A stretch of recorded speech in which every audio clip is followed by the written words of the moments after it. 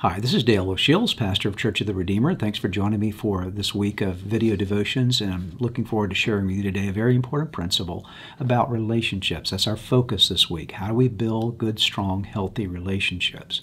If I were to ask you, who is the most important person in your relationship? Of course, obviously God is. We know we welcome Him by His presence into our relationships. That's number one. But apart from that, who is the most important person in your relationships? What would you answer? I'm going to perhaps shock you today, but I would say you are the most important person in your relationships. Let me tell you why.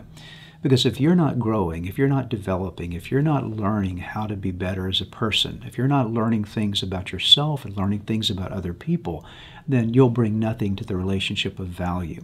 And so in some sense, for you to be healthy, for you to be strong, for you to grow in your spiritual life, your emotional life, your relational skills, is really the most important thing you can do for a relationship. See, our tendency is when we have relationship problems, we want to blame someone else. We want to point the finger. We want to make them the villain. We want to make ourselves the victim. Well, if they would change, then everything would be awesome.